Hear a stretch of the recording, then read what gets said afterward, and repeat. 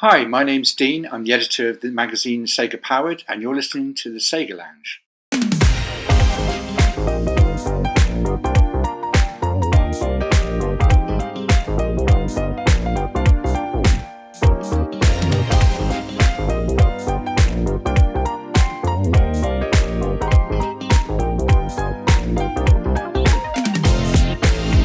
Welcome to the SEGA Lounge, a podcast dedicated to our love for all things SEGA, be it the games, the music, or the community. I'm KC. In each episode, I'll be talking to different guests and sharing their projects and their passion for SEGA. Welcome back to the SEGA Lounge podcast. I'm KC, and I'm delighted to be back after a short break last week. Having a show that's dependent on getting guests and friends over is not easy, and sometimes there are scheduling issues that affect my ability of doing this every week. However, thankfully, we are back at it this week, and with a brilliant guest to boot. If you're a fan of what we do here, let me take this time to ask you to spread the word about the podcast, and if you're new here, please consider following us on your podcast app of choice, and check out our back catalog of awesome SEGA conversations. You can do that also at thesegalounge.com. Before we get to the meat of the episode, though, I'd like to thank each and every one of you who took part in our Super Monkey Ball Banana Mania giveaway. Courtesy of SEGA, we were giving away 2 codes for the deluxe digital edition of the game and the Hello Kitty DLC on Steam. The winners were Tyler Golden from El Paso, Texas, USA, and Gabriel Santos from São Paulo, Brazil. Congratulations to them both, and they've received their codes already, so I hope they are enjoying all the crazy monkey business that Banana Mania offers. For everyone else who didn't win, consider getting the game anyway since it's a lot of fun. And keep your eyes and ears on the SEGA Lounge as we'll have more prizes to be won soon. Again, thank you very much to SEGA of America and the amazing Danny Russell for providing us with the codes. And now, shall we get on with the show and talk about this week's guest?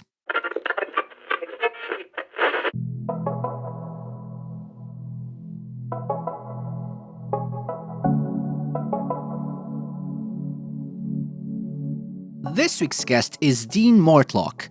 Most of our UK listeners will probably recognize him as being the editor of SEGA Powered magazine for several years back in the 1990s, and its follow-up mag Saturn Power. Dean is the editor of upcoming SEGA magazine SEGA Powered, the first issue of which you can currently help fund through Kickstarter. Enjoy my chat with this very experienced game journalist and find out more about what it was like to cover SEGA back in the day and what made him and his team decide to create a new magazine in 2021. Hello Dean, welcome to the SEGA Lounge. Hi, thank you for having me. Oh, a pleasure. How are you today? I'm really good. Yeah, I'm really good. Getting started on the mag now, the first issue, so lots to do, but yeah, really positive and really looking forward to getting stuck in. Okay.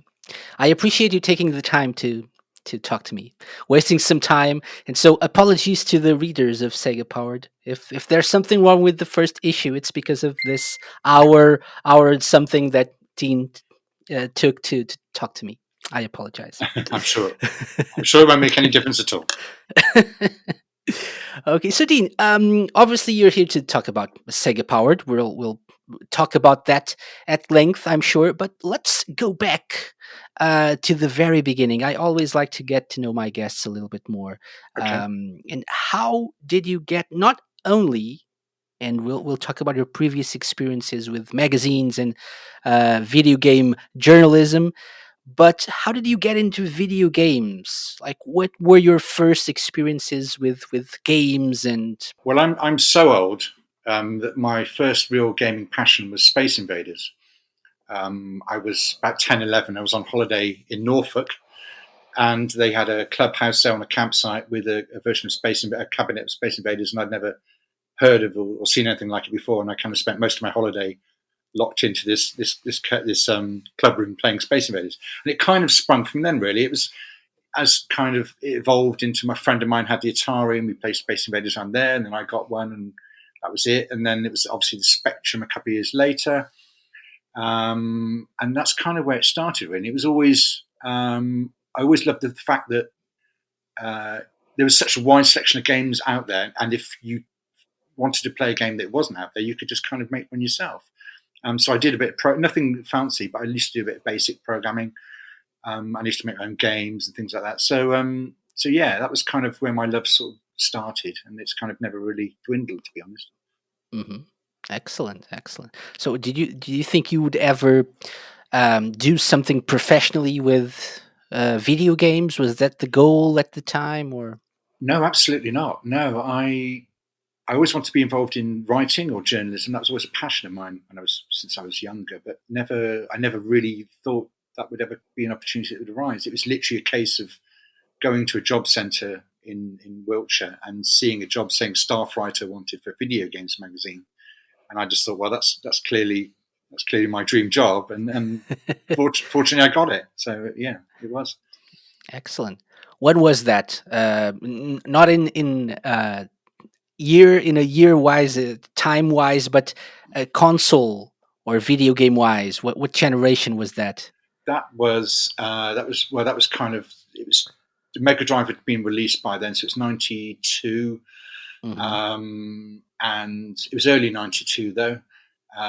So obviously Sonic was out and everything else like that, but it was basically working for a company producing a magazine. I'm working on a magazine called Console Excess, which was a tips magazine, multi-format, for a company called Paragon, which eventually became Highbury and various other things. So I started working on that, and so that would So the SNES hadn't even launched in the UK then. I think we were still using an import one.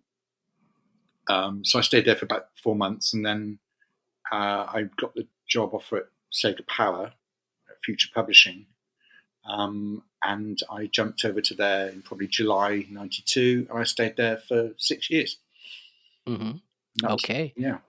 Yeah, and so when you first applied to your first job over at that was it computer access, Console Excess. console access? Okay, okay, Yeah. makes sense.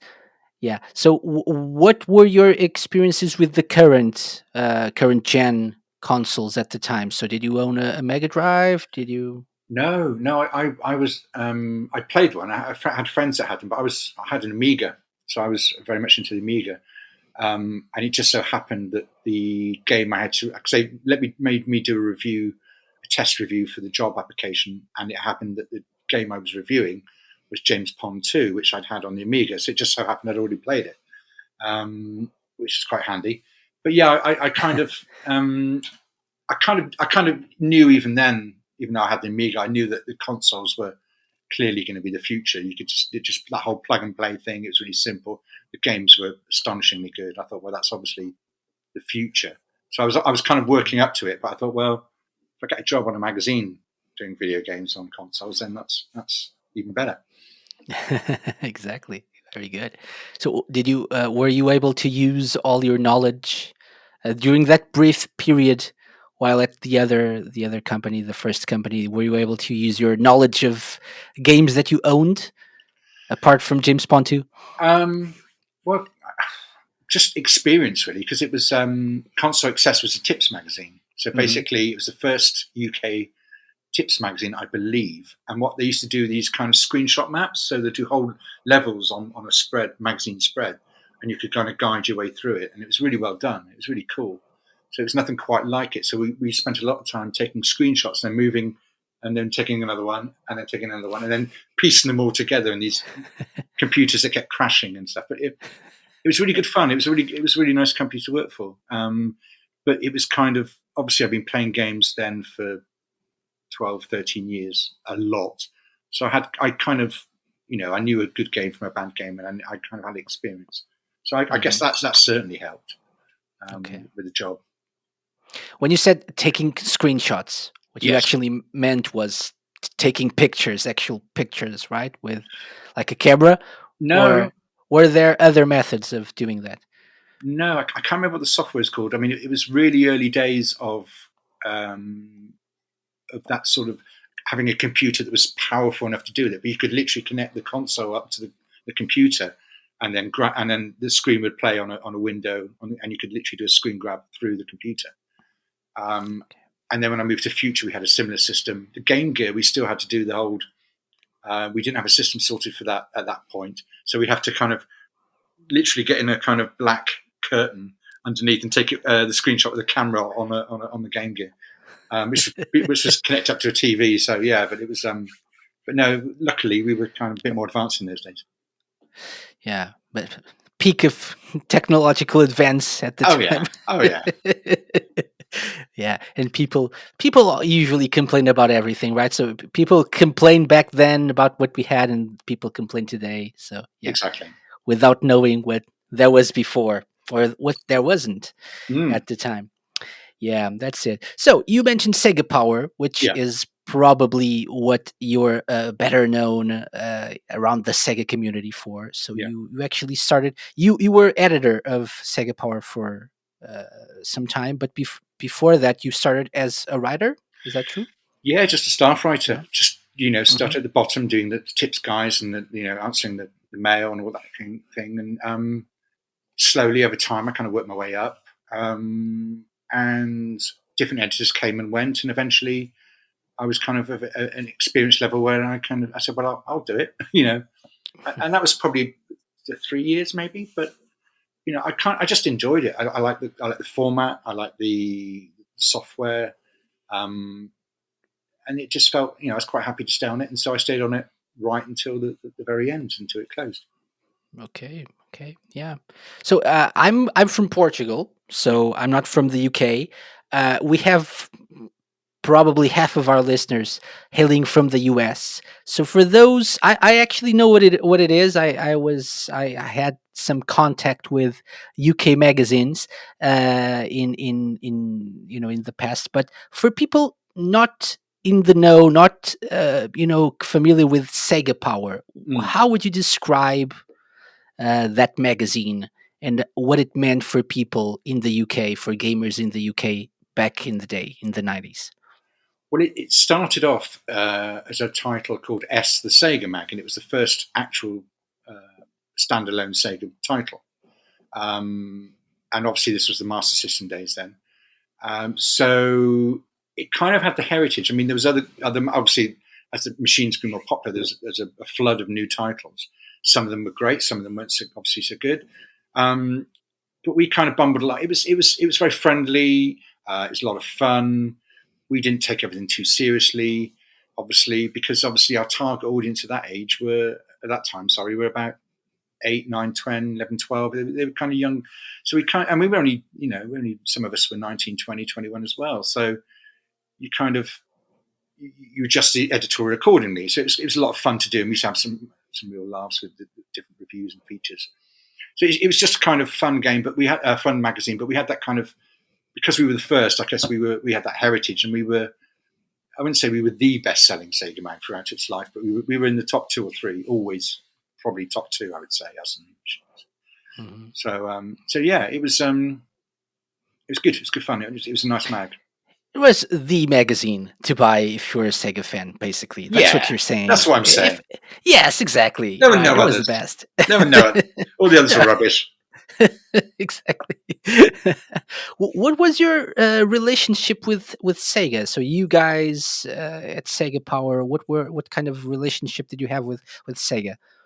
We had a good one. We had a really good one. Their marketing department was very good. It's very strong.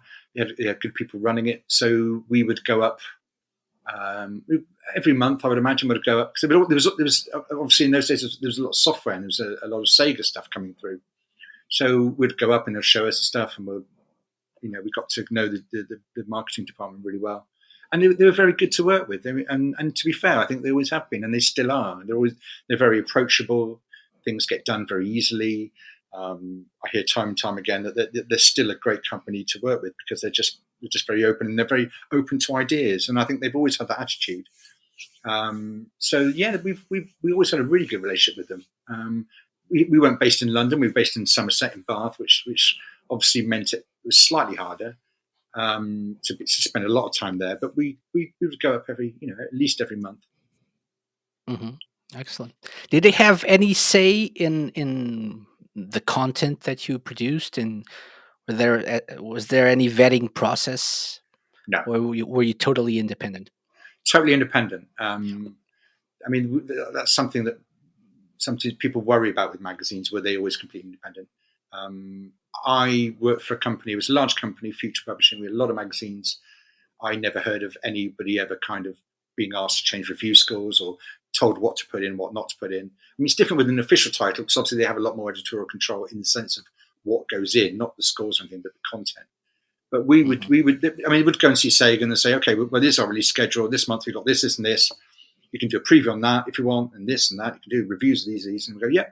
And would obviously take us, as much as they could give us, and then we'll obviously discuss exclusives with them and other companies, and covers were always talked about, and we'd give covers to certain games for exclusives. But we never say, oh, well, if you give us the exclusive, we'll give you this score. It was always a case of, Okay. no, it's like you give us the exclusive, then the review is ours. We never. Sometimes they'll say, "Oh, can we have a look at the review before it goes to press?" And we'd always say, no, no, no. Once it's done, you can see it when it comes out with everyone else. Okay. Okay. That's great. Because my experience with Portuguese video game mags. So I in Portugal, most people growing up in the late '80s, early '90s were Sega fans.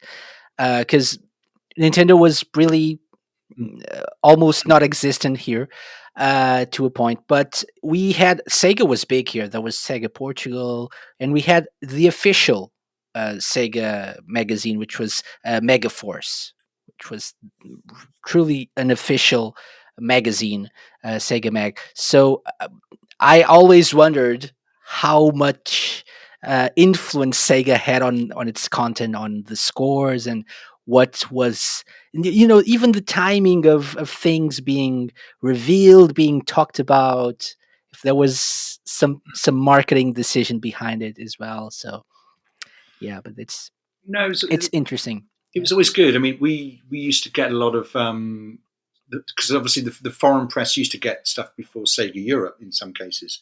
So we would get the sort of Japanese magazines, the Famitsu's, and Hmm. we would get the American. But the American ones were quite good. Die Hard Game Fan in particular used to get quite a lot of exclusives, and the Japanese ones we would get them sent into the office, and then we had people that translated copy for us because this was obviously before the internet.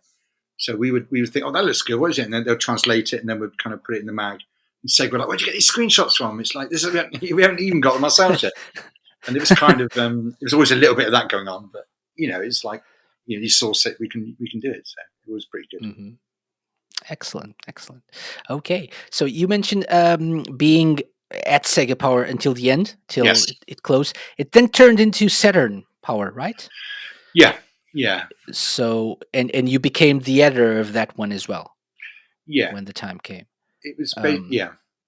mhm, It just seemed to make more sense really because obviously the 8 and 16-bit markets had dried up, so it was pretty much just the Saturn that software was mhm, being released for then. So we just thought it was time for a rebrand. So yeah. that's what we did. So you went through that whole process of the Mega Drive, the add-ons, very successful add-ons, uh, the Saturn, which was in itself a major success as well, or maybe not. Actually, it was quite successful No, in Portugal, especially for the first couple of years at least. It was amazing, yeah. but then Sega stopped supporting it. So But in Japan, obviously as well, the Saturn did hmm extremely well. I mean, it was the major console for a long time. And also a lot of the games that were released, sort of 2D shoot 'em ups, the 2D what beat 'em ups and everything like that. They were obviously targeted more for a Japanese market, and they did very well over there. it was always more of a 2D machine, right? 2D Oh yeah, powerhouse, actually. yeah. Actually, but the change in focus, the public wanted 3D, the market wanted 3D, so Hmm. was actually a bit uh, a sad way to see the console go, in Sega actually not succeed as much as they could. As a person who was inside the industry in a Hmm. way, as a games journalist, how did you live those days? How did you guys? What were the like? What was the general feeling with staff writing for those magazines? How did you feel Sega was approaching the market with you know their add-ons, the Mega CD, the 32X, then the Saturn quickly after, soon after? Do you think did you guys feel like that was the beginning of the end for you as well, and even Sega, or am I being too dramatic now? No, you can kind of see the logic behind producing things like that. Well, I suppose you can, because the Mega Drive has such a massive installed user base that something like the Mega CD, if there was the support through software for it, then it could do quite well. I mean, it did okay, and it didn't do badly, but it could have done better still. But the problem is, while they're busy developing things like the Mega CD and the 32X, Sony are making the PlayStation. So what I would suggest Sega probably should have done in hindsight is spend a bit more time looking at what Saturn should be, and less at what developing things for the Mega Drive. Yeah. I mean, hindsight's a wonderful. I mean, we were all pretty buoyant. We were all pretty optimistic. We liked the Saturn. We liked the software. We liked the games. There were some really lovely exclusives on the Saturn that no one else had.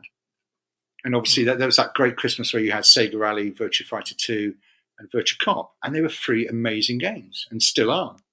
So we took a lot. We thought, well, the Saturn is when it wants to be. When you get the right developers in working on it, it's a fantastic machine. But it's not an easy machine to program for. It's not easy machine to develop games for.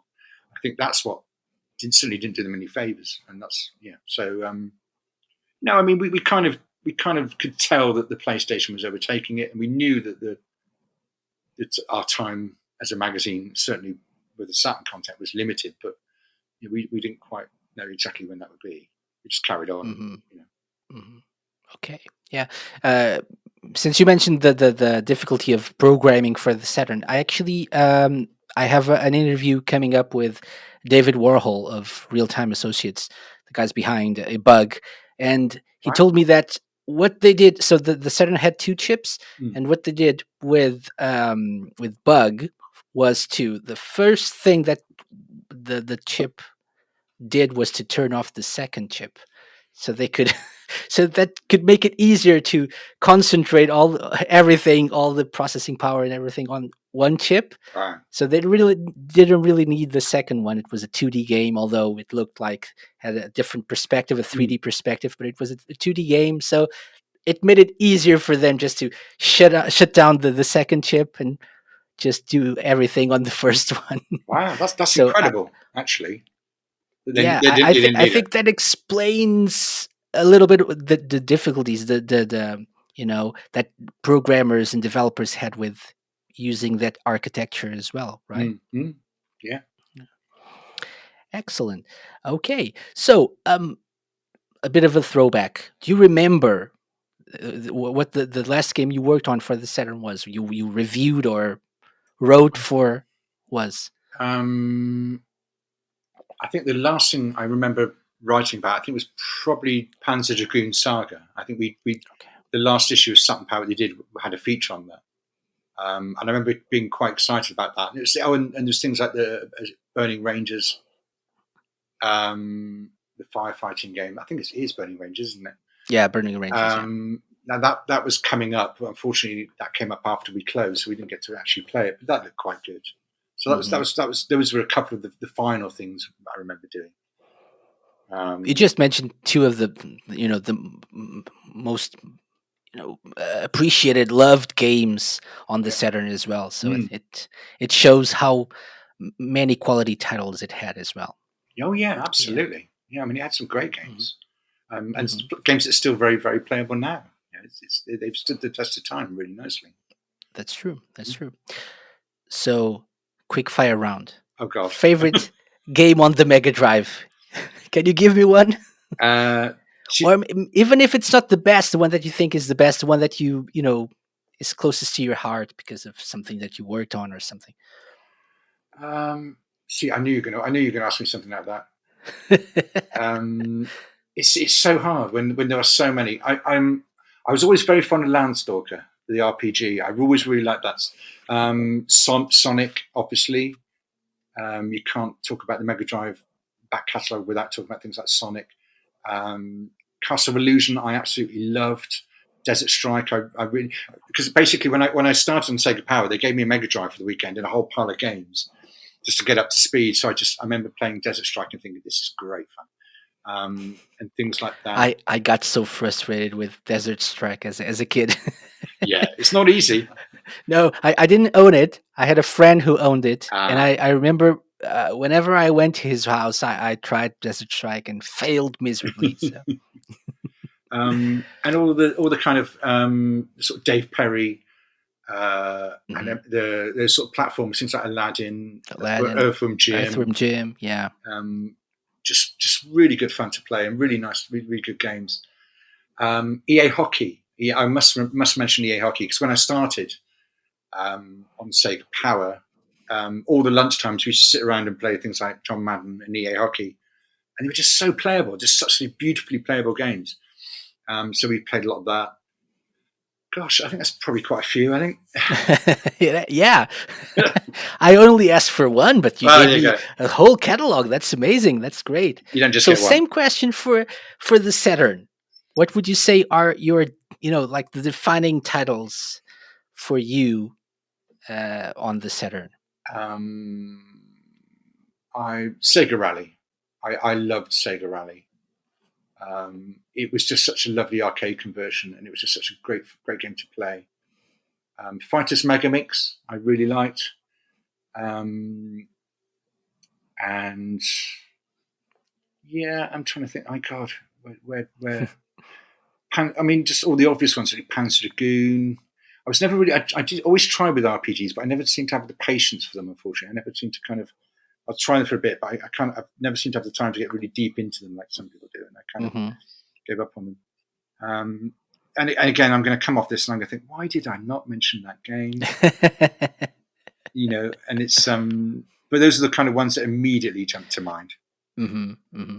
Yeah, makes sense. Makes sense. Okay, so on the other end of the spectrum, since we mentioned Sega, Mm. it wouldn't be fair to not mention Nintendo, for example. Did you play Nintendo games at the time, or were you Oh yeah, exclusively focused on Sega? no, I mean we used to get a lot of the kind of we used to get a lot of people ringing up saying, "What's best, Nintendo or Sega?" And it's like, well, you get schoolyard rivalries between the consoles, but at the end of the day, if you're a gamer, you're a gamer and you like games, regardless of the format. And I've got Nintendo consoles, I've got Xbox consoles, PlayStation consoles, Sega consoles. I've got a lot because there's games on all the systems that I like. Super Mario Galaxy 2 remains one of my favorite games of all time because it's Hmm. just, I think it's as close to platform perfection as you will ever get. The level design and the structure of the game is perfect, I think, or very close to it for the time. I mean, obviously that would be superseded, but at that point, I couldn't imagine anything being better than that. Has it though? Has it been superseded? No, I'm not sure it I has actually. personally don't know. I think I'm more of a fan of the first one, but Mm. I do understand why people would say Galaxy 2, but it maybe has something to do with nostalgia or something. But I think it's probably my favorite Mario game of all time. Mm. Not being a Mario fan as I grew up, but later on I picked up on Lost Time, and I think Mario Galaxy, the two games are the best ones in my Mm. opinion. Yeah. I know Um, people would argue there are better games, but yeah. I remember when Mario 64 came out, and that was a really big deal in the offices. Everyone kind of couldn't quite believe that it was a Mario game in 3D, and it was just jaw dropping. It was beautiful, such a good game. Hmm. Yeah. At the time, did you think was there a game like you thought, oh, if Sega could make something that could rival this, or the other way around, if Nintendo got a hold of this thing or did something like this for their console, it would be amazing. Was there Um, like something that you thought would were defining titles in each platform? well, yeah, I mean, obviously, back in the 16-bit days, Nintendo was known for the gameplay. Sega had the gameplay, but it was a very cool system. The Mega Drive was a very cool The system to attitude. have. Yeah, it was. Yeah, definitely. I mean, Sonic was created to be it was invented in a boardroom. It was a marketing person's creation because they wanted something that would make Sega look cool, and they obviously did that incredibly well. I think Now, when Sega became a third-party developer, and you saw the Sega titles start coming out on Nintendo, it looked a bit odd seeing Sonic on a GameCube or whatever. But you kind of get used to it. I remember with the PlayStation, when the PlayStation came out, you had things like Wipeout and Resident Evil, and those were the sort of games that I mean, Resident Evil in particular, I was incredibly fond of. I bought a PlayStation to play that, and obviously it did come to the Saturn eventually. But I remember thinking those are the sort of games I want. Those sort of games. I want to play those kind of really, really gritty arcade adventures, and eventually, obviously, we did. But those are the sort of games that I remember as wouldn't it be great if they were on Saturn? Mm-hmm. Definitely, and they were. Okay. Yeah. Excellent. Okay. So after you left Saturn Powered, so and the Saturn, was no more. There was the Dreamcast. So what did you go on to do after that professionally? I stayed around the company for a little while doing other different things, and then I left about 6 months afterwards. And I just took a bit of a break from it all, really. Did a bit of traveling, went to Spain for a little while, and then came back and went freelance. I was freelance on and off for a large number of years, which was even better, really, because I used to go to the office, pick up the games, come home, play them, and get paid for it. It was heaven. It was absolutely heaven. I loved it. Okay. Did you work on any Sega games at the time? Yeah, well, I worked on, there's a magazine called Arcade. I worked on that for a bit. And there was obviously DC UK, which was the future Dreamcast title. I did a lot of work for them. And Neil, who's the deputy editor of SEGA Powered, worked on Dreamcast DC UK as well. So, yeah. I am a big fan of this UK, so it cool. actually came here. I picked up a few numbers, a few issues of DC UK. I was a big fan of DC UK. So when I saw that people involved in DC UK were doing Sega Powered, I said, okay, I'm sold. Yeah, Neil's a great one to have on board, actually, because he's obviously he was on DC UK for a long time, but he also, I mean, he really knows his games. He knows, he's got a real encyclopedic knowledge of all the Dreamcast games and the Japanese shoot 'em ups and Japanese RPGs. I mean, he's the guy for that. So he's obviously fits in perfectly. Really, he's a good member, perfect member of the team. Excellent. Okay, so since you mentioned Neil, I think it's a good segue into Sega Powered. So we have this new project, Sega Powered, that people can now and should now back on Kickstarter. Yep. Actually, so at the time that we're recording this, 279 people have done that, and that's amazing. With 2 weeks to go. Yep. So how did this idea come to be? How did you guys? Whose idea was it, by the way? Who is okay? Guilty over there.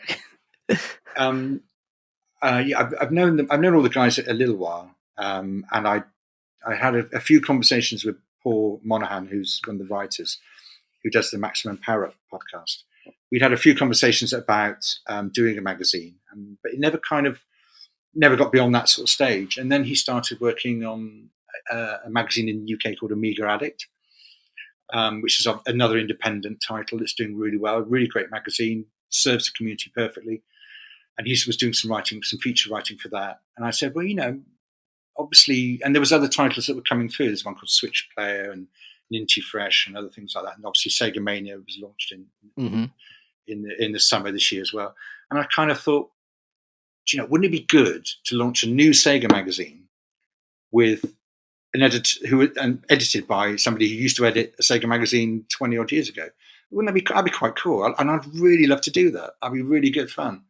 So it just so happened that there was myself and Paul and Neil, who was happy to be involved, and the other guy is Mark, who runs Sega Mags in the UK. So their mission is to try and gather together every UK Sega magazine that's ever been released.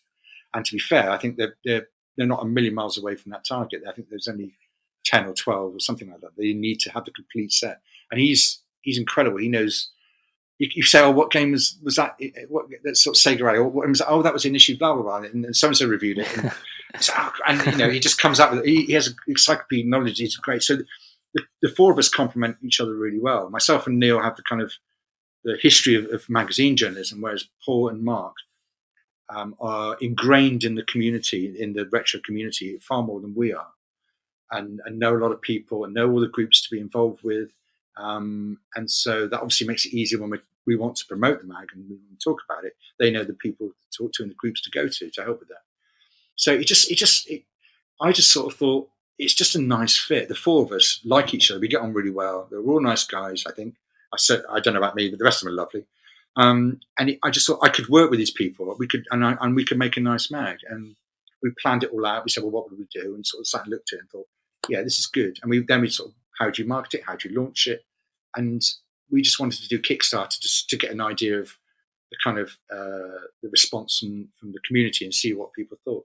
And I've got to be honest, everyone's been really, really good really lovely about it. It's been so nice to hear people's responses to the news of the mag, and obviously looking forward to seeing the first issue. So yeah, that's kind of the whole lot in a small potted history.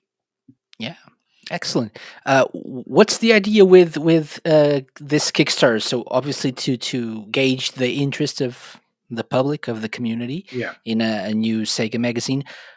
Is this the idea going forward? So when you actually get all the issues of the Kickstarter out of the door, are you going to do another one? Are you going to move into a different system of financing the mag? Have you not planned that far ahead? We've planned so far ahead you wouldn't believe. No, we're working on a website basically. So Kickstarter is, obviously it's there to kickstart a project and kickstart a business. Mm-hmm. Once it's up and running and you've got some response, the whole thing will shift onto the website. So we'll have like all the other mags do, that we'll have an online store, website with a shop, so you can go there and you can purchase your mag or your subscriptions through that. So Kickstarter is literally just a one-off, just to get the whole ball rolling a bit, and as I said, get a feel for the interest and from the community. So we had a target of 5,200 initially. That was our goal, and we made that in 3 days. So that was good. Obviously, with Kickstarter and things like that, there is a peak. The first few days are always the busiest. Yeah, but to be fair, it has been quite steady, and we've every day there's more people coming on board, and then we will be so from issue 2 onwards, there'll be the website. Everyone who's got the first issue, they'll get an email saying, okay, thanks for that, hope you like the mag. Now head over to SEGAPowered.com and if you like the mag and want to carry on buying it, you can get it from there. Mm-hmm. Okay, makes sense. So I imagine doing this at this time with all the changes in Brexit and all the shipping delays as well, that because of COVID, etc. That's probably a challenge, right? Dealing with all of that. It is. It is a challenge, and it isn't. To be honest, I mean, regardless of what you think about the Brexit, and most people in my country, well, certainly people I know, are staggered that it even happened. It is what it is, and that's the landscape we have now. Of course. So obviously nowadays, see, this was the problem with posting. And initially, we didn't offer international subscriptions, and then we had some Europeans contact us and say, "Well, we want a subscription. We'll happily pay for it." I said, "Well, I'll do it." Yeah, thank you. But obviously, the problem is the cost of postage, because you not only have the international postage cost, you have the VAT you have to pay, and also we have to pay a intermediary in a EU country a set fee per transaction in order to deal with that VAT, because we can deal. I think you can deal with it yourself, but it is extraordinarily complicated if you do try it, and expensive. So it tends to work out better to get somebody else who's an expert in that to deal with it for you. So we kind of totted it up, and we sat down and we worked the figures out so that we did the postage for the cheapest we possibly could. And we said, well, these are the figures. This is what it costs. I am sorry because it is a lot, but that's it is what it is. And unfortunately, that's the figure we have to put on. Otherwise, we would be losing money. I mean, we kind of evened it out as well across the board. So on some tiers we lose a little bit, on others we gain a little bit. So it averages out across the range. And generally, people are lovely. I mean, they kind of go, yeah, that's fine. We understand it's not ideal, but it is what it is. And some people are.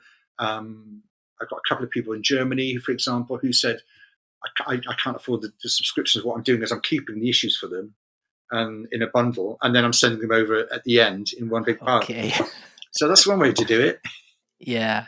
Okay, that's lovely. Yeah, because I was asking because of my experience as well as a EU person, a member at this point. So it's a little bit of a letdown that you have to pay extra for things that come from other countries, and especially since we were so used to getting things, and especially I think Sega fans were very used to getting things, Sega merch. Many projects came from people in the Sega UK community as well, and so we were used to getting things easily, quickly, and it's not like that anymore. But we need to understand and adjust accordingly. So yeah, it's a shame. I mean, I could bore you for hours talking about why it's a shame and why we're still waiting to see in the UK what benefits there are to Brexit. We haven't seen any yet, but I don't want to upset anyone who might be pro Brexit. So we'll save that for the Politics Lounge next week. Yeah. And on that note, I think it's a great time to take a quick break, Dean. Okay. And when we come back, I have a surprise for you. Okay. Okay. That sounds exciting. Does it though? Okay.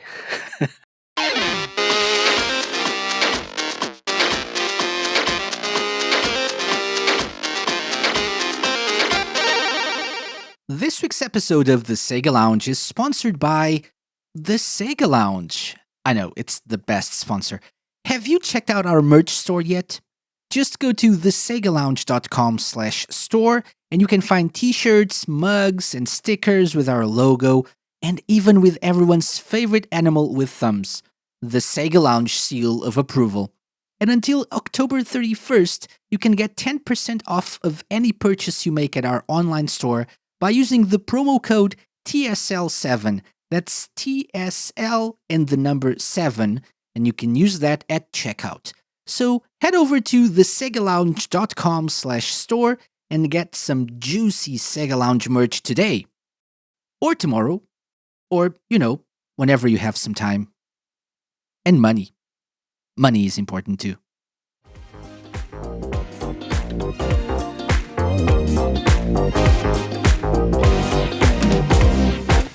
Welcome back, Dean. Welcome back to the SEGA Lounge. Thank you. I hope you're still, excited. Oh yeah. Because it's time for the SEGA Lounge Challenge. Now that you know our guests, it's time to put them to the test. It's the moment we've waited for, and the moment they dread. Welcome to your doom. I mean, welcome to the SEGA Lounge Challenge.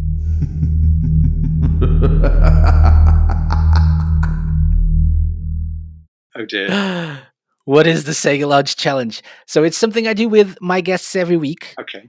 It depends on who the guest is.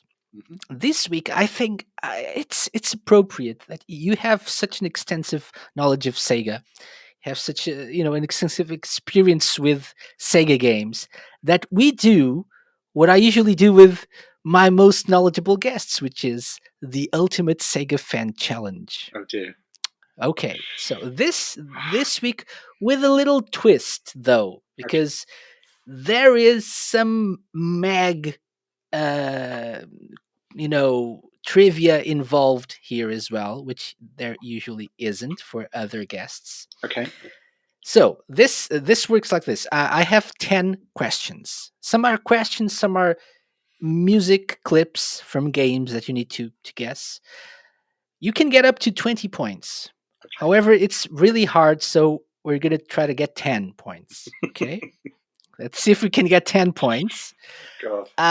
You can pick between easy or hard questions. Okay. So, for example, question number 1 is this question. So, a trivia question. You can pick from an easy or a hard question. An easy question gets you 1 point. Yeah. A hard question gets you 2. Okay. So, let's start carefully. Let's go for an easy one. Wise man. Okay, most people don't. That's very wise. So, an easy question. Okay, let's go. The cover of SEGA Power issue 52 from March 1994. Okay, Yeah. so let's go back to March 1994. SEGA Power 52 Yeah. advertised the definitive review of which Mega Drive game? Okay. You have I have multiple choice here for you if you want to, but if you know, I think you know because I'm looking at your face right now and you're like, I know this. I'm just scared about what the hard question was. So go on. What are the choices? Want to try without the options, and then we definitive review 1994 March. Let me think. March. So it's a sequel. March 1994. I'm gonna give you the options then. Yeah, go for it. Okay. Yeah. Okay. So option A. Yeah. Streets of Rage 3. Option B. Sonic the Hedgehog 3. Option C. Echo: The Tides of Time. Oh my god! So they're all sequels, and they were all released in 1994. So yeah, I think was it Streets of Rage 3? Could be. Okay, but I don't know. You don't know. So you're gonna have to tell me. I don't know. So, okay. Streets of Rage 3, Sonic the Hedgehog 3, or Echo: The Tides of Time? What's your answer? It was Streets of Rage 3. It was Streets of Rage 3. Final answer? Yes. Are you sure? No. Of course you're not. So, your answer, Dean, is unfortunately incorrect. Okay. It was Sonic the Hedgehog 3. Yeah. Sonic 3 was the one. I get shot for that. But okay, this was just the first one. So it's time to move on to easier things, or maybe not. We'll see. So it's time for the first clip of music. So this is just a 10-second long clip of a Sega song, or a song from a Sega game. And you get 1 point for game, 1 point for telling me where this plays in the game. Level, menu, whatever, name, something that you can tell me that shows me that you know what the song is. Okay? Yeah. I think you know all of these, but let's see. So, ready for this first one? Yeah. Okay, let's take a listen.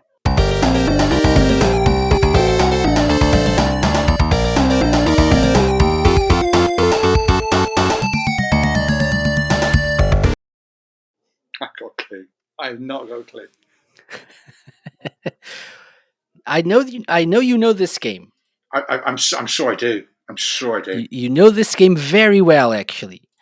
And my advice to you is think about what this sounds like. What kind of game this sounds like.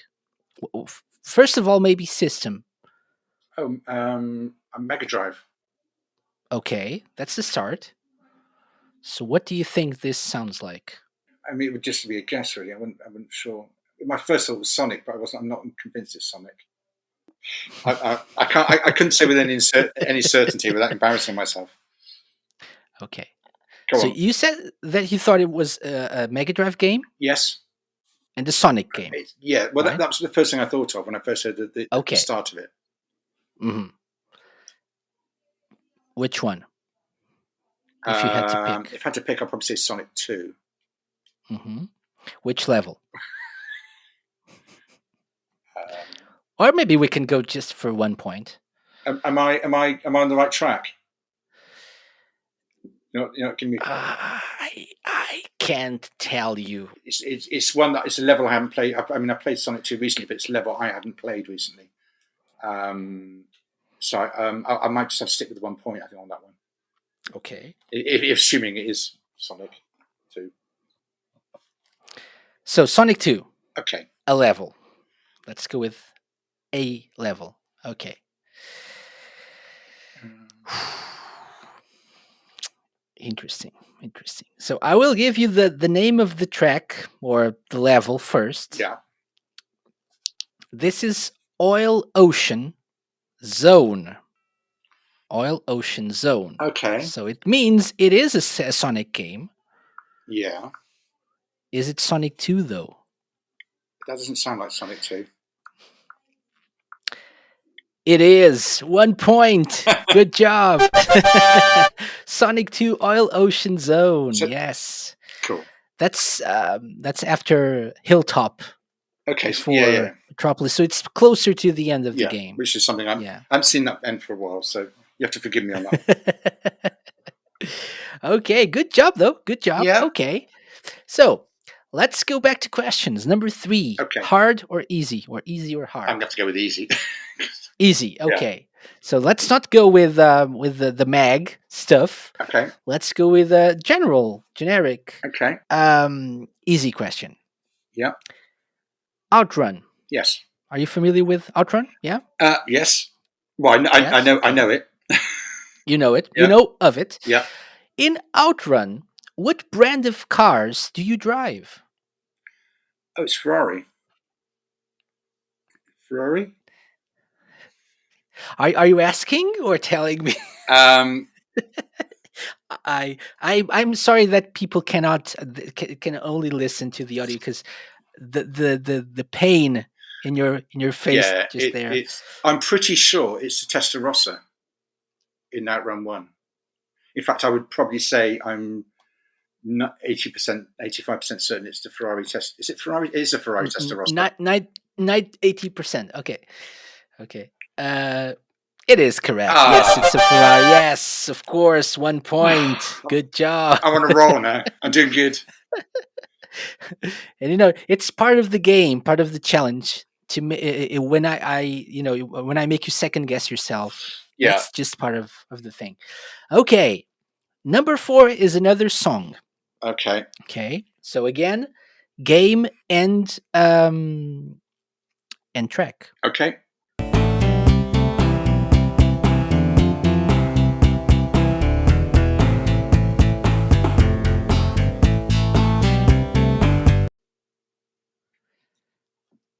I don't have a clue. I don't have the faintest idea. Mm-hmm. You got to bear in mind here. In my defence, it's a lot of games I haven't played for a long time.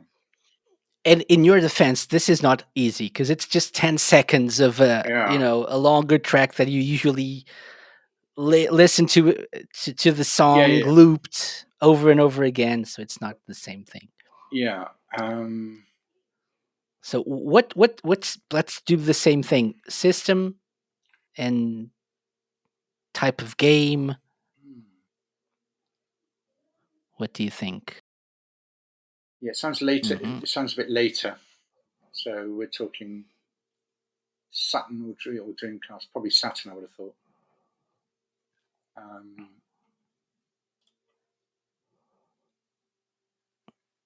It does sound good. It sounds great.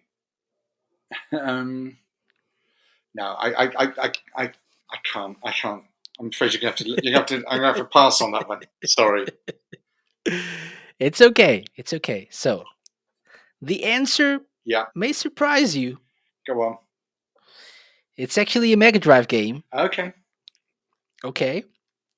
And this is the first stage in Comic Zone.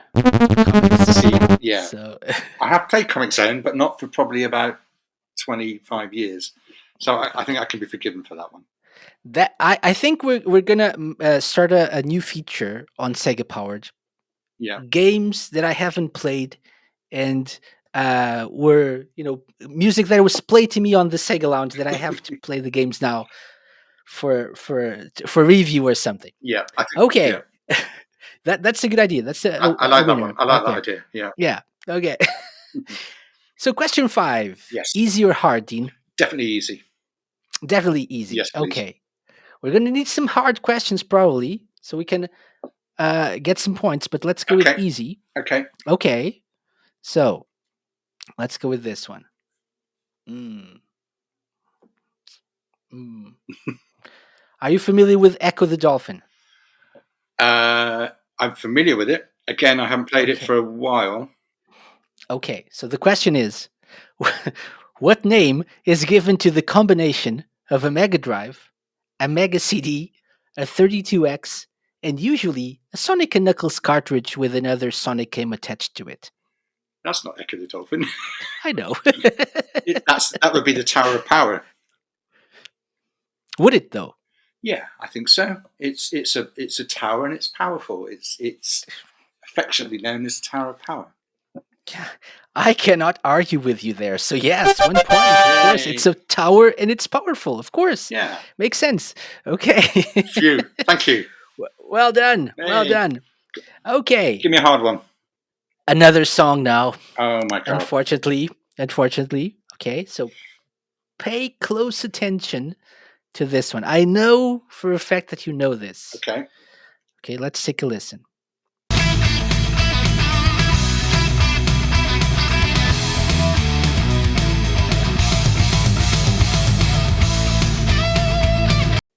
That would be Sega Rally. Desert Stage.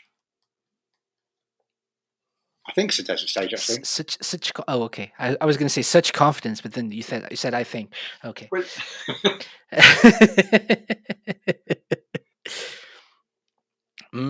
So final answer. that's my final answer. That's it. Don't give in. No. That's it. It is correct. Yes. That's it. It's conditioned reflex. So Desert Stage in Sega Rally Championship. 2 points. Well done. I would be terrible on Who Wants to Be a Millionaire. I would be dreadful. I'd be rubbish at it. I'm happy to tell you that you've got 5 points. Okay. Okay, so you're halfway there with 4 questions left. What's the lowest score you've ever had? I don't know. Maybe a 9 or an 8. I don't know. Oh, blimey. But it's people usually get to 10. Oh my god. I think. Okay. Let's go. I think you're going to get it as well. Okay. Number 7. So easy or hard? I'll just go for a hard one. Hard one. Mm-hmm. Okay. So question for you. Before that question, another question. Okay. Would you like to have a generic Sega question or a Sega Mag related question? Let's go for Sega Mag related question. Okay. Feeling brave now. So I'm on a roll. Issue 9 of DC UK from May 2000 had Online Gaming Uncovered as its main tagline. So Online Gaming Uncovered. Yeah. Which Dreamcast game featured on the cover of the magazine? Which issue was that? Issue 9. May 2000. May 2000. I have some options if you need them. I will need them. Okay. So option A, Choo Choo Rocket. Yeah. Option B, Quake 3 Arena. Yeah. Option C, Phantasy Star Online. I would say Choo Choo Rocket. Why? Because that was the game that they really pushed the online side of things on the Dreamcast, wasn't it? It was kind of the whole obviously Quake and stuff, but that was the one. It's like you can multiplayer this easily online. Well, yeah. Anyway, so I can't picture the cover in my head, but I'm guessing that as it was talking about playing online, it would be with Choo Choo Rocket, and that is my final answer. I was going to ask final answer. Okay. So, Dean. Oh no. the future, the online gaming uncovered. It wasn't Quake 3 Arena. It wasn't, no. Phantasy Star Online was a big, big game. Yes. It had online in the title, so Yeah.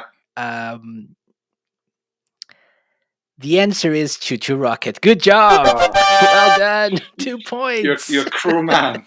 You're a cruel, I have been cruel told that man. several times. Oh, Yes. gosh. Good job. 7 points. Wow. Almost there. Okay. Almost there. Okay. Okay, so it's time for our final song. Mm. It breaks my heart, but the final song is in reverse. So God, what are you trying to do to me? Seriously. Okay. So give it a try. Yep. Give it a try, because it's. I know you know this. So let's take a listen. Okay.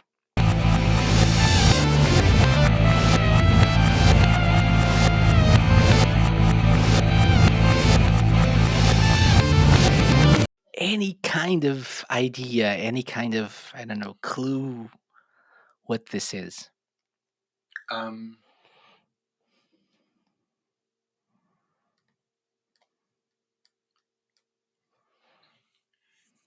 Could it be? I mean, this is kind of a guess. Virtual Cop, but that is a little bit of a guess. Well, it's quite a lot of a guess actually. But I don't know. It was the first game that came into my head, so I'm just going with it. Apart from that, it's just like it could be any one of hundreds of different ones. But that's a yeah. So I have a proposition for you. Okay. I deduct 1 point. Yeah. And play you the song not in reverse. But you can only get 1 point. No. Okay. So no 2 points available anymore. Or you go with Virtual Cop and tell me what it is. No. Okay. I'll deduct a point and go for it in its correct. Yeah? Yeah. So let's take a listen to the proper song.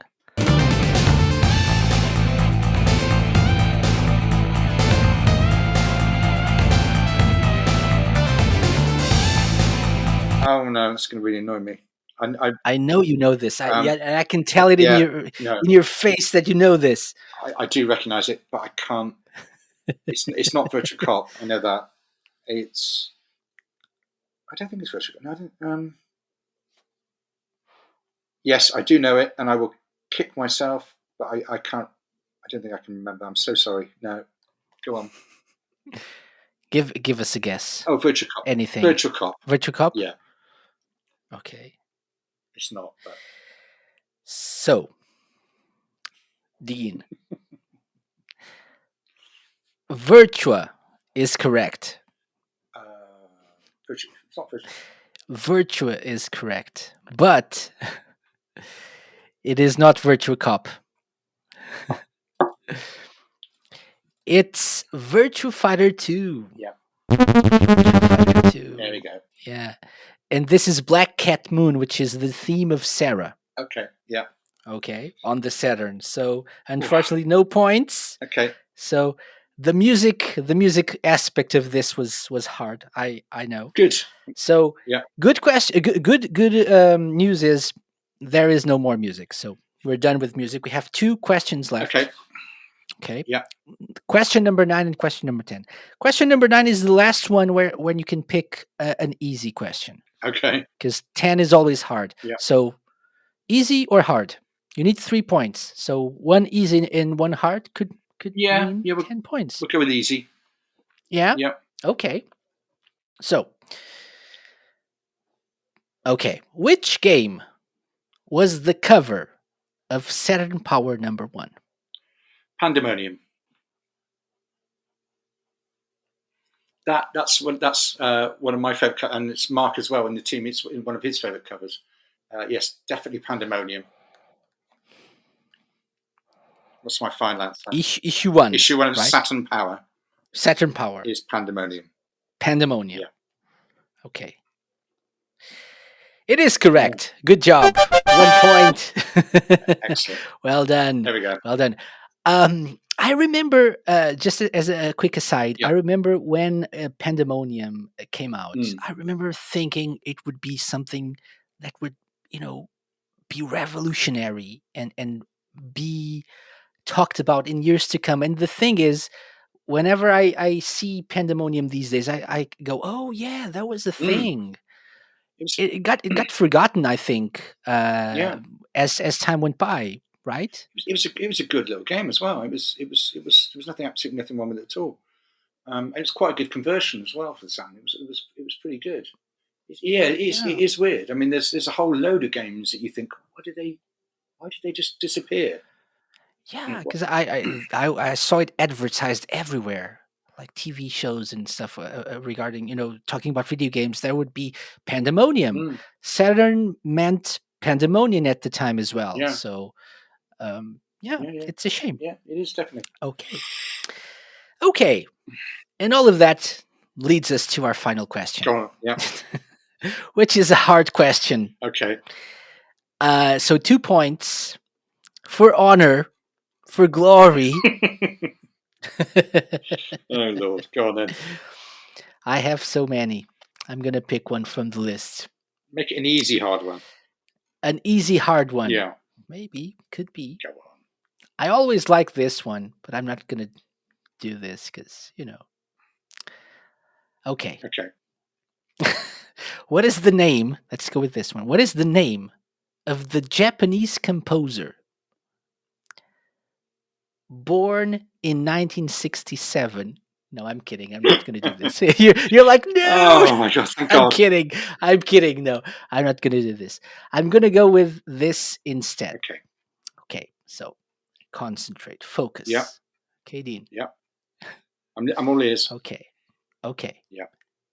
So, apologize. Okay. In the Fantasy Zone universe, Yeah. what is the name of Opa Opa's brother? Oh. Hold on. I would. It is not Opa Bro. Opa Bro. It's not Opa Bro. So, what would you call the brother of Opa Opa? No, I'm gonna have to say, I have played the game, but I'm gonna have to say I'm afraid I don't know. Think about it. You have Opa Opa. Opa Opa has a brother, so obviously there is only one name that we can give Opa Opa's brother. Oh, you'll be surprised.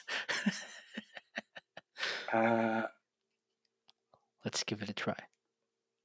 Oh God. I'm going to give you a hint. It's just like Opa Opa's name. It's repetitive in nature, so there's a repetition there. No, I literally don't know, and I'm really sorry. I have not got a clue. It's okay. It's a long time ago. It's a long time ago. So, yes, the correct answer is Oopa Oopa. Oh. I'm going to crucify for this by the team. They'll be like, I don't know. I mean, I wouldn't have guessed it, I think. So absolutely not. Okay, so I have like a follow-up to make up for this. Yeah. Give me that, and I will give you the extra 2 points. Okay. What was the cover game for SEGA Powered number 73 from December 1993? So SEGA Power, not Saturn Power. That game was labeled First Saturn Review. December 93. I would say that would be Doom. Okay, I will give you 3 options. Okay, sorry.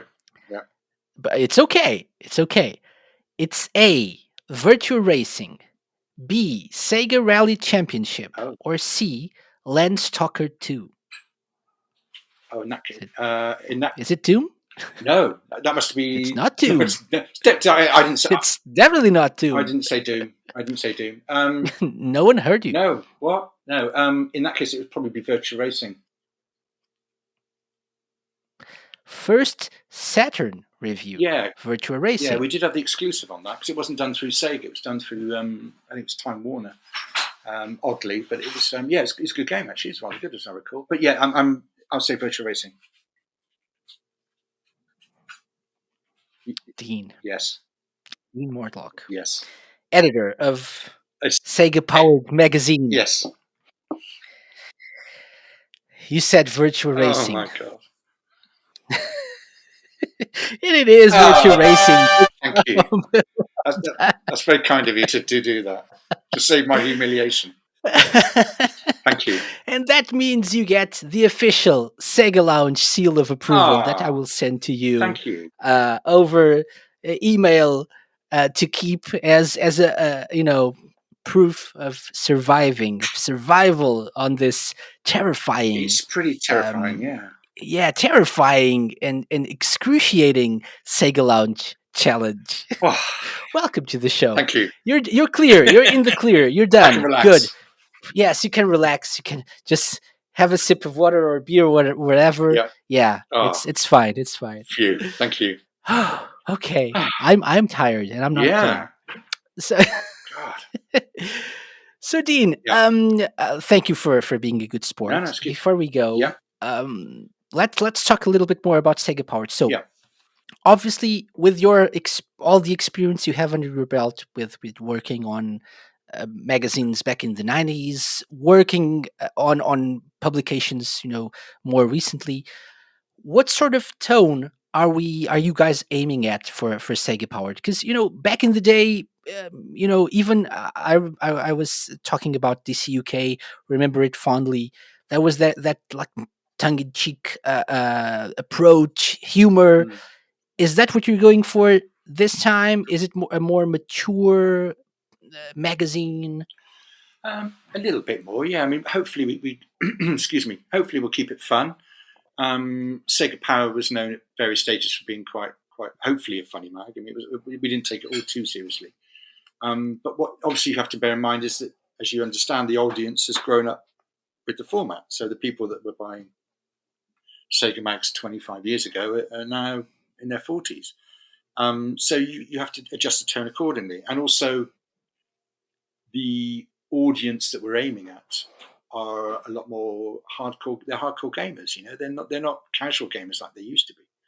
They're people that, are still playing games on SEGA formats on a regular basis. They know their stuff and they expect you to know your stuff as well. Otherwise there's no point in buying the mag. So we will be we'll do some fun stuff, but equally we'll do some we'll make sure it's informative, interesting. It's going to be quite packed. There's a lot in there, and the features will have a lot of elements to them. There's lots you can dip into. Because, as I said, the people that are buying it, they don't want to read stuff they already know, and they don't want to read stuff that isn't of interest. They want to make sure it's interesting. So we're doing a lot of homebrew stuff. We're going to do a lot of independent stuff because there's obviously still a growing community in that, where new games are being released, and the new games are being released regularly. As you know, there's the whole Sonic challenge has just been announced, so the kind of fan-made versions of the games and the levels, and some of those are fantastic. So we'll be covering all that sort of stuff as well, just because I find it interesting, and I think other people will. If they're not into that whole scene, then I'm sure they get something out of it. So yeah, there's a whole. We're trying to cover quite a lot in a single mag, but I think we've got it focused to now the point where we kind of know the structure of the mag now. It's just a case of filling all the pages. But yeah, sorry, that's a very long answer to a very simple question. No, it isn't. It makes sense. No, so yeah, the tone is. I mean, we're adults now, and the people that are buying the mags are generally going to be adults. So we will talk to them as adults, but have a little bit of fun along the way. And if somebody says, this is the thing, you always get somebody says, "Oh, it's too serious," or "It's not fun enough," or "It's too silly." You never make everyone happy. But as long as 90% or so are extremely happy, then I've done my job well. Yeah. So, yeah. Agreed. Yeah. You can't win them all. So no. Yeah. Know your demographic and go for that. Yeah. Right. Exactly. So yeah. Exactly. Yeah. So obviously for people who were, grew up in the UK and grew up in the 90s, they know a little bit of what to get they know what to expect, Yeah. what they'll get with this, even though it's a little bit more mature approach Yeah. because we're older now.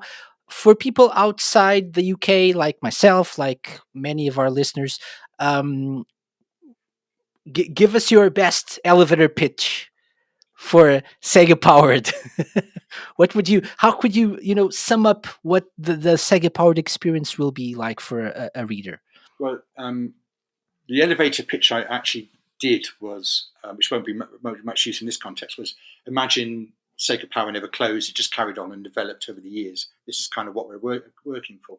But to somebody who has no idea of the format, it's literally it's a love letter. It's a love letter to all the magazines from the past. It's looking at them because we all love them and just kind of trying to do something, a modern version of them. So we're not trying to make the magazine a retro magazine. It's a retro magazine, but it's also, because there is such a thriving community and there's such a lot happening in the Sega community, there'll be a mixture of the old stuff. We'll be looking back at the genres and everything else in the past, but equally we'll be covering the new stuff. So it's a real kind of, it's all things Sega. So it's, that's that. The probably Sega Powered is all things Sega. That's probably the shortest way I can do it. We will be covering as much and from different time periods and different formats and different machines as possible. Okay. I think that sums it up. Excellent. So Cool. Good job. I know. So, by the way, have you been keeping up with more recent Sega stuff? Because I know even for some of the so-called hardcore fans, some people stopped after the Dreamcast, or maybe just tried some of the games that came out for the PS2, Xbox, GameCube, but then maybe lost their interest because Sega changed a lot over the years. Maybe it's getting closer to what we expected from them back then. Now with more recent games, but from your perspective as a person who worked on Sega Mags and stuff, have you been keeping up with recent releases? What do you think of the Sega of today? To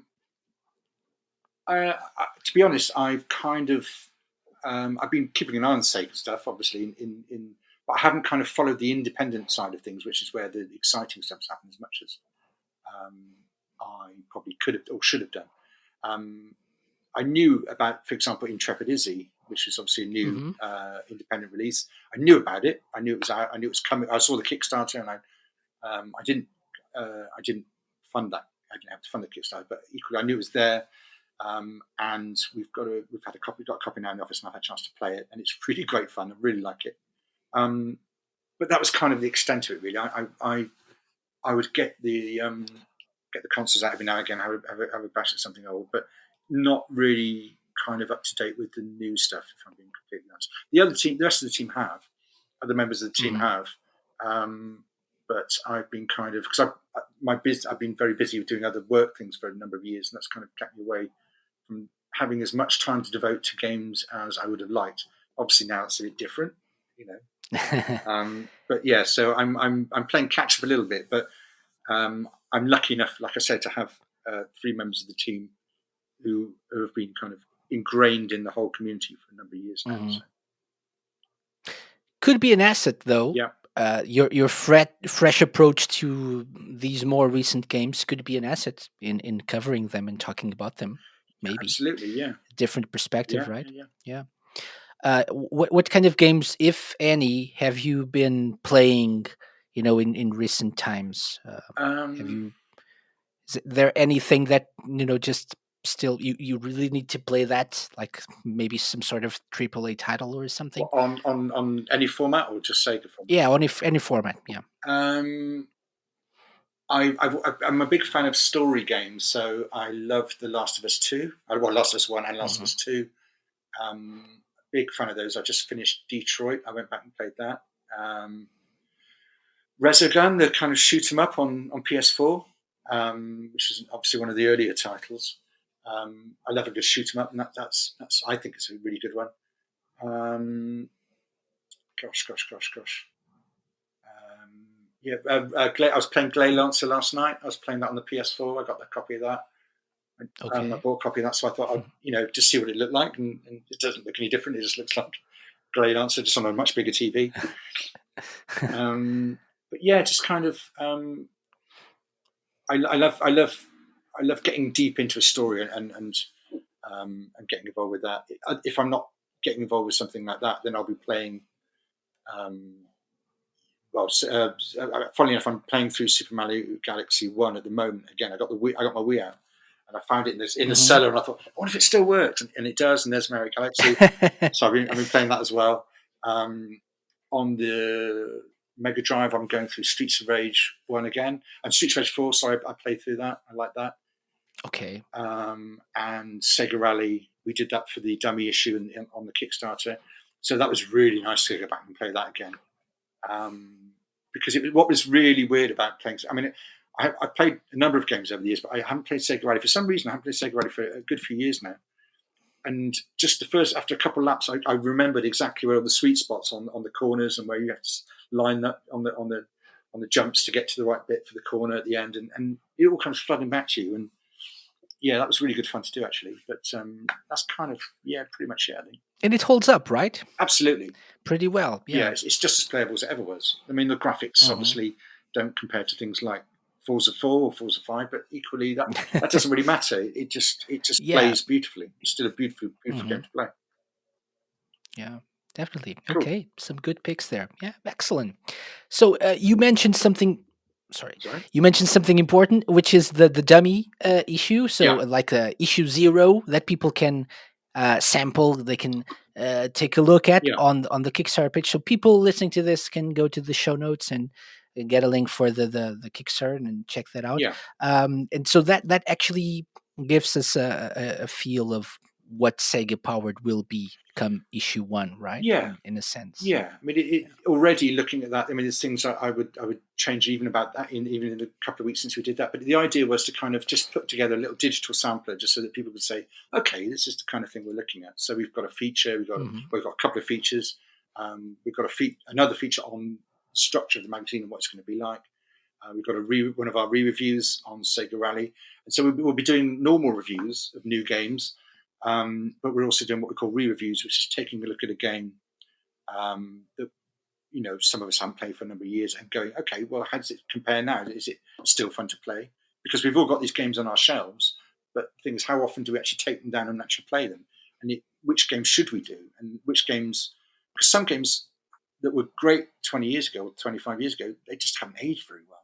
Some games that didn't do necessarily very well at the time, on hindsight, you think, well, actually, no, this is quite good fun. It's quite playable. So it's been quite fun getting old games out and playing them again, and just kind of getting a sort of fresh perspective. So that's the idea of those. So there's one Sega Rally's in there.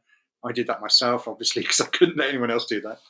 And so that's kind of there's a lot of copy in the document, the actual campaign about the sort of mag we want to do.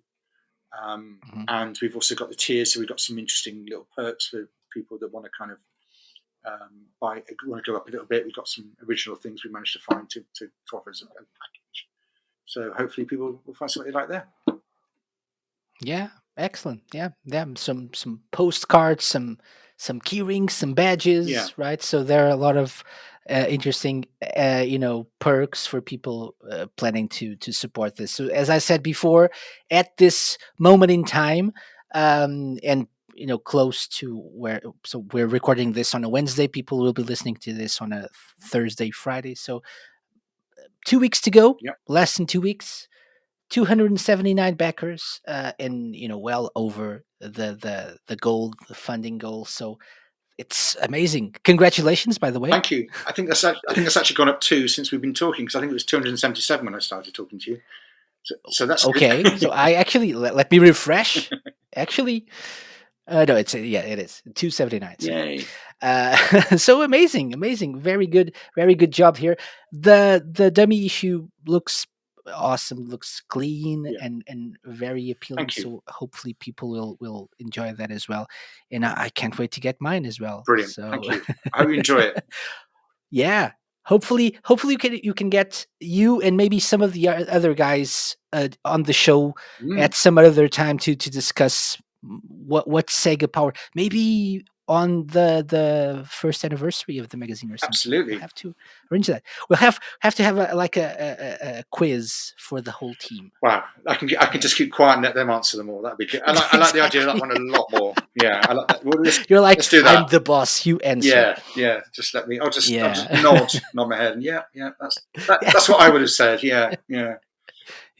Agreed. Yeah. Okay. Dean, we have one last question for you. Yeah. So I always ask this of my guests. Okay. So are you familiar with blast processing? Yes. So yeah. That marketing thing that Sega came up with to actually more Sega of America. They said that the Mega Drive or the Genesis had blast processing. Yes, and yes, it made it more more powerful. That's right. Faster than the competition. So my question to you is, if let's say blast processing is real, it's a real thing that makes things more powerful, faster, whatever. If you could add blast processing to anything in the world, what would it be and why? My brain.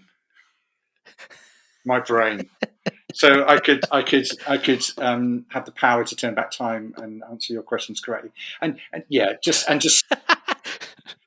just for those nights when I'm staying up till 2, 3 in the morning looking at spreadsheets and trying to work out figures and everything else, international postage. Yeah, just to get my head around that. Definitely my brain. My brain could do a good dose of blast processing. Definitely. Couldn't we all? Yeah. I can relate. Excellent. Dean, thank you very much. Anything you'd like to add before we go? I just in a kind of serious gushing way, just how overawed I am by the support we've had from the community, because we were an unknown quantity. We just dropped on the market and said, we're doing this. And there's always that danger. You never quite know how it's all going to go down. But also, not just the support we've had through the Kickstarter, but also the messages I've received through the Kickstarter or via email or looking on community groups and seeing what people have said. It's been so lovely to see that there is a genuine kind of interest in this and people want to see it and they're kind of really excited about it. And that, at the end of the day, we're all part of this community as much as everyone else. And we kind of want to do something that we genuinely want to do something that they really like. And, if anyone's got any ideas, anybody got any feature ideas they've got or anything like that, and they want to be involved at all, then we really do encourage that, because we want to feel that, it's a magazine for everyone, in the sense that if you have an idea that you think will make it better, then let me know. I might say, well, no, actually no, but I might say, yeah, that's a great idea. No, I mean, it'd be fantastic to hear from anyone if they want to get in touch. Mm-hmm. Excellent. Great. Very good. So you guys, you heard it here. Yep. Just go pitch your amazing feature ideas. Please. Go flood Dean's inbox with ideas now. No, seriously, I'd love that. I really would. And we've had some already. Mm-hmm. We've had people contact us with photos they've taken, videos they've uploaded and said, look, this is something I did, or this is a photo I took of a Sega stand and it was really interesting. We've had people saying, I think you should do this and cover that. And I've said, okay, well, if you think we should cover it, then you seem to know a lot about it. Please go ahead, write it. And which is exactly what I'd like to do with people, to say, yeah, I think that's a great idea. I think that's a great idea. You seem to know a lot about that subject. Then please, go off and write it for us and see, and take it from there. So I really, like I said, I want to, it's a community magazine, because it's very much a community. So I want everyone to be involved. Yeah, the maybe one of the biggest things with magazines when we were growing up was the interactive aspect of it. You could write a letter or something, not an email, but a letter, maybe draw something, and that would be featured on a separate section of the magazine, and kids would love that. So that interactive aspect of a magazine, that community side of a magazine, I think is really interesting. Adapting it to an older audience and new times where you can just communicate more easily on social media or email. So makes sense. Definitely. Makes sense. Okay, Dean, again, thank you very much for coming. It's been a blast to have you. Such a pleasure. Thank you. All the best for SEGA Powered. Thank you. Really can't wait. And we'll talk soon. Brilliant. Thank you very much for having me. Thank you. Take care.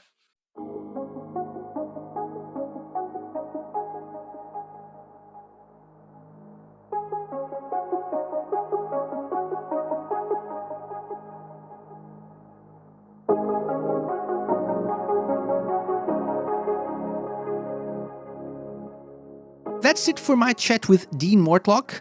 Be sure to check out the Kickstarter for SEGA Powered. As always, the link will be in the show notes. As for the SEGA Lounge, we'll be back next week with more SEGA talk.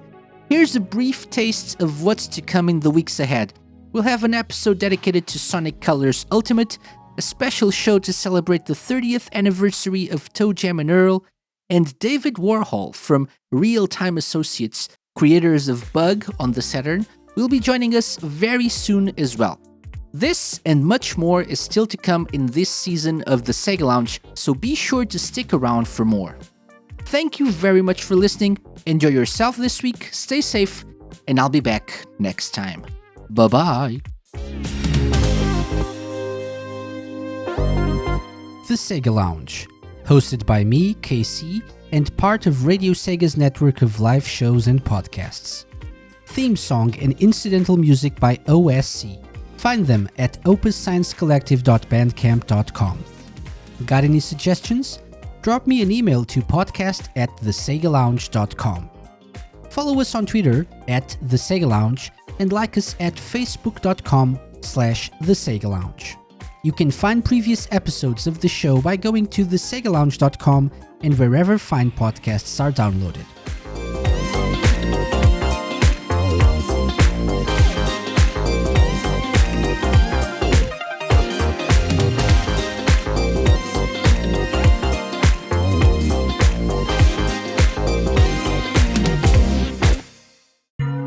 A Mixed On Productions podcast.